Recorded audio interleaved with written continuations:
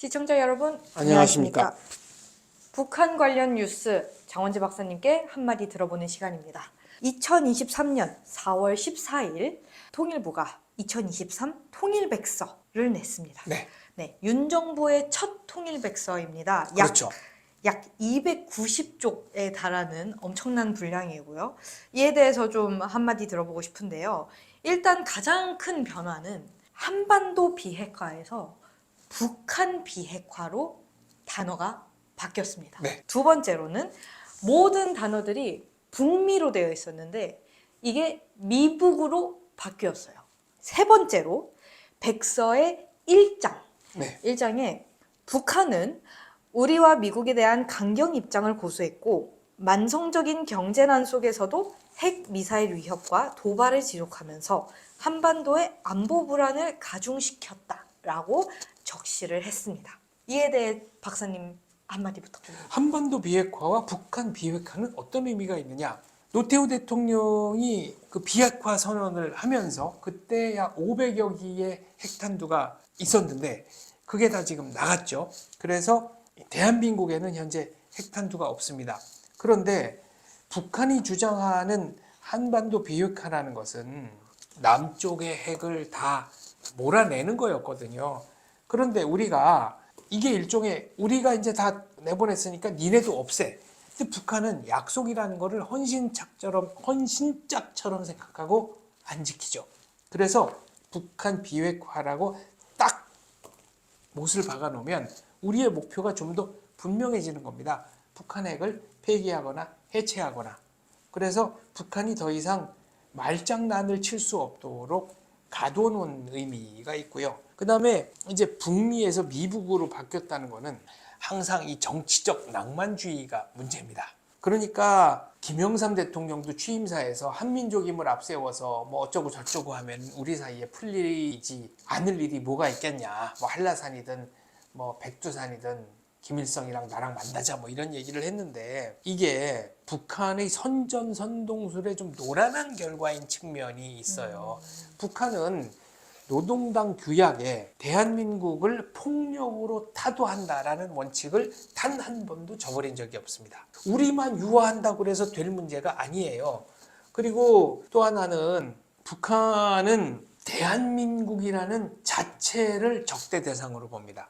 그러니까 어떤 분들은 만약에 아주 친북적인 정권이 탄생해서 북한 쪽과 협상을 하려고 하면 북한 측이 좀 유화적으로 나오지 않겠나 이렇게 생각을 하실 수도 있는데 북한 입장에서는 어떤 정부가 됐든 뭐 극단적으로 말해서 주체 사상을 신념화한 정권이 나오더라도 대한민국 정부라는 간판이 붙어 있는 한 북한으로서는 타도의 대상이에요.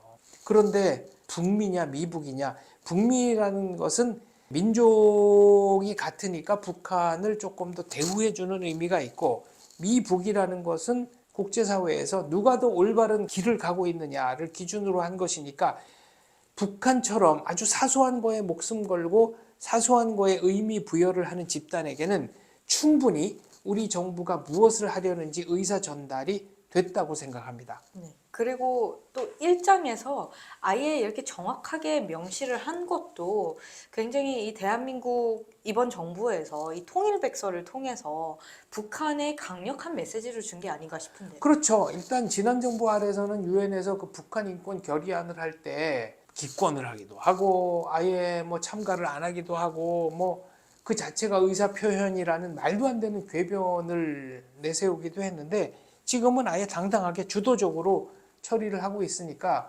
북한에게도 그게 상당한 압박이 될 거고요. 그 다음에 그 통일부 백서를 제가 아직 읽어보지는 못했지만 지난 정부 아래에 있었던 어부들 강제 북송 사건, 그 다음에 서해의 그 공무원 피살 사건, 네. 이거는 서해 공무원 피살 사건인 경우에는 우리 정부가 서해 공무원이 북쪽으로 이렇게 떠내려 갔다는 걸 알았을 때, 그러니까 우리 군이 최초로 인지했을 때 아직 살아 있었다라는 거거든요. 이건 확인이 된 거죠.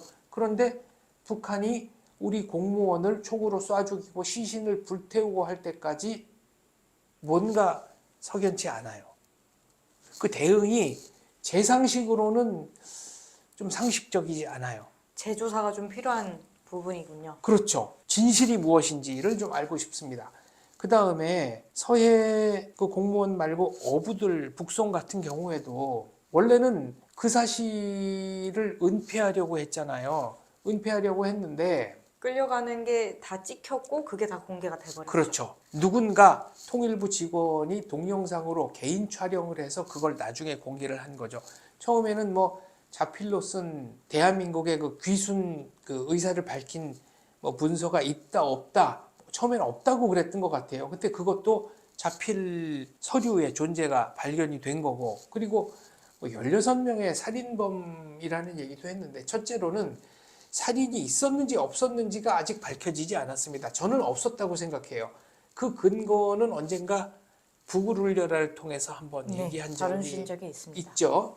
그리고 또 하나는 그렇다 하더라도 100번 양보해서 살인범이라 하더라도 일단 우리 헌법이 모든 북한 주민을 우리 국민으로 규정하고 있기 때문에 우리 법원에서 재판을 했어야 되는 겁니다.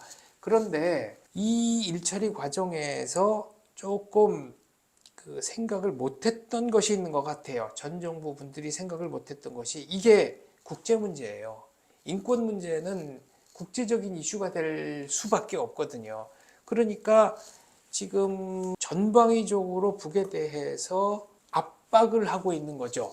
한반도 비핵화를 북한 비핵화로 바꾼다거나 북미를 미북으로 바꾼다거나 그리고 여러 이제 시민단체나 또 유엔이나 이런 데서 문제를 삼아서 서해 공무원 지금 말한 어부 북송 이런 문제는 곧 국제적인 이슈로 다시 수면 위로 떠오를 가능성이 크고 그 다음에 또 하나는 일본에서는 이제 레이저 조사 사건이라고 하고 우리나라에서는 그 광개토함 사건이라고 하는데 그 목선에 한국 군함이랑 일본 비행기 군용기랑 뜨고 과연 그 배는 누가 어떤 사람이 타고 있었길래 그렇게 떴느냐 이런 것들도 하나하나 좀 비밀이 밝혀져야 된다고 생각합니다. 이번 2023 통일백서 저도 잠깐 봤는데 굉장히 긍정적으로 많은 변화들이 있었던 것 같은데요. 여기서 긍정적인 변화라는 것은 전 세계의 보편 인권, 보편적인 자유, 그리고 보편적인 생존권 등을 향해서 진일보했다는 거죠. 단 한 가지 우려가 있다면 네. 대한민국은 북한과 달리 대통령의 임기가 정해져 있다는 겁니다. 5년 뒤, 5년도 아니죠 이제.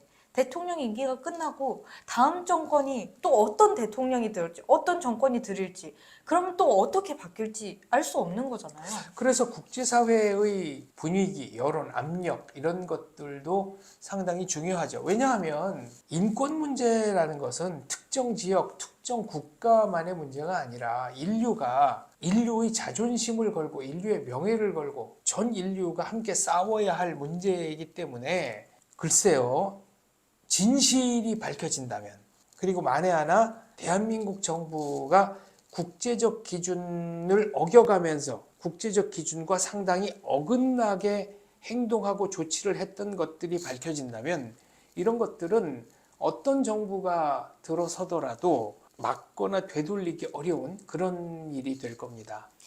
알겠습니다. 마무리로 이 2023 통일백서 통해서 가장 박사님께서 기대하시는 게 있다면 한 말씀 부탁드립니다. 북한 주민들의 기대 수준 자체가 워낙 낮아요. 이 얘기는 뭐냐면 서방 언론들과 우리 정보기관 그리고 제 예측도 계속 어긋나는 이유가 있습니다. 뭐 5년 안에 무너진다, 뭐 3년 안에 무너진다, 7년 안에 무너진다 이런 얘기를 했는데 그러니까 대한민국 주민들의 국민들의 기준으로 보자면은 하루 두 끼만 죽 먹고 살아라. 그러면 당장 다 들고 일어날 거 아니에요. 네, 그렇죠. 근데 북한에서는 그런 일이 일어나지 않는 게 괜찮으니까. 그만큼 기준이 낮다는 거죠. 네, 기준이 낮은 이유 중에 하나는 외부 정보가 없기 때문에 다른 나라가 어떻게 사는지 모르기 때문에 그 정도라도 만족한다는 거예요.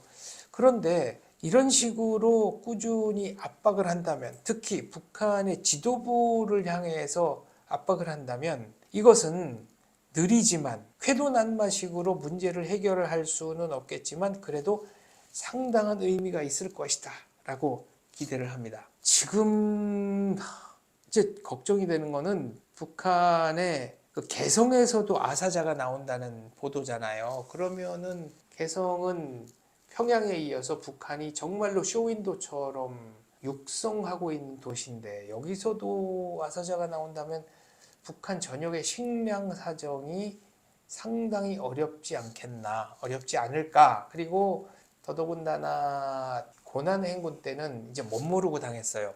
배급제만 의존하던 사람들이 배급이 끊어지니까 갑자기 장사를 하지도 못하고 그것도 뭐 기술이나 노하우가 있어야 되잖아요. 그래서 어떻게 보면 그때 북한 당국에 가장 충성스러운 사람들이 가장 많이 죽었거든요.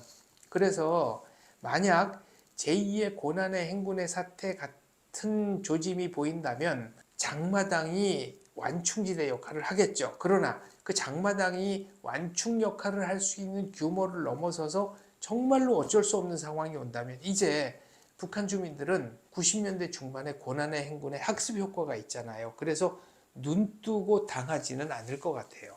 알겠습니다. 2023 통일백서의 말처럼 정말 대한민국이 미국과의 관계도 더 굳건해지고 북한 비핵화가 정말로 이루어지는 날이 좀 오기를 저는 고대해 보겠습니다. 근데 그것도 불가능하죠. 왜냐하면은 물론 어렵긴 하죠. 불가능까지인가요? 불가능해요. 왜 불가능하냐면 이거는 결국은 김정은이 몰락하기 전까지는 불가능한데 왜 불가능하냐? 북한은 맨 처음에 2012년에 강성대국으로 가는 문을 열겠다고 했어요. 이게 핵무기 개발임이 나중에 이제 밝혀진 거죠.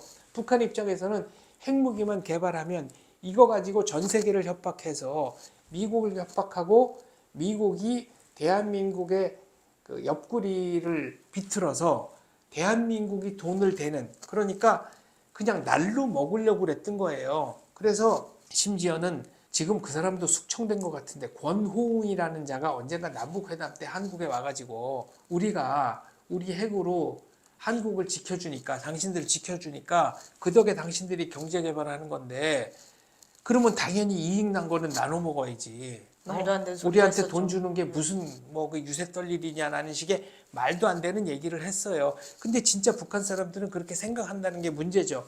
그리고 두 번째는 핵만 개발하면 모든 게 풀린다라고 선전을 해왔고 심지어는 몇백만 명이 굶어 죽는 상황에서도 핵 개발을 포기하지 않고 이게 있어야 장기적으로 산다고 선전을 해왔잖아요. 근데 비핵화를 한다? 일단 북한 군부가 가만히 있을까요? 그리고 북한 군부나 또 김정은이나 이런 사람들이 비핵화를 통해서 기대하는 경제 지원? 이게 어느 정도일까요? 이건 감당이 안 되는 수준인 거예요. 그러니까 북한의 비핵화라는 거는 북한이 압도적인 힘에 굴복해서 스스로 내려놓던가 아니면 김정은이 몰락하든가 그거밖에는 방법이 없죠. 김정은 이후에 뭐 우리 주도로 자유통일이 될 수도 있고 북한에서 새로운 정치 세력이 나올 수도 있는데 그 정치 세력은 아마 협상이나 타협이 가능할지도 모르겠어요. 어떤 종류의 사람들이 김정은 이후에 북한을 담당하게 될지 그거는 모르겠지만 그러나 궁극적으로는 대한민국이 자유통일해서 한반도 전체의 평화를 가져오는 것이 궁극적인 비핵화의 길이다라고 저는 생각합니다. 알겠습니다. 그래도 통일백서의 한반도 비핵화에서 북한 비핵화로 단어가 바뀐 만큼 저는 신락 같은 어떤 희망을 가지고 있겠습니다. 그렇죠. 그러니까 북한 비핵화라는 게 결국은 어떻게 보면이 아니라 의지인 거잖아요. 이렇게 하겠다. 만들겠다. 그렇죠. 그런데 북한 비핵화는 결론적으로 이제까지의 경험칙으로 볼 때 김정은의 몰락이 있지 않는 한 불가능하다라고 저는 단언합니다. 단언 잘 안 하는 사람인데 단언합니다. 아니 그러니까 미국으로 단어도 바뀐 거잖아요. 미국의 거대한 힘으로 어떻게 하는 거예요? 국제사회의 거대한 힘으로 북한 주민들의 노예적 고통을 하루빨리 해방하고 그것이 결국은 비핵화로 가는 가장 빠른 길이다라고 생각합니다. 알겠습니다. 오늘 말씀 감사합니다. 네, 감사합니다.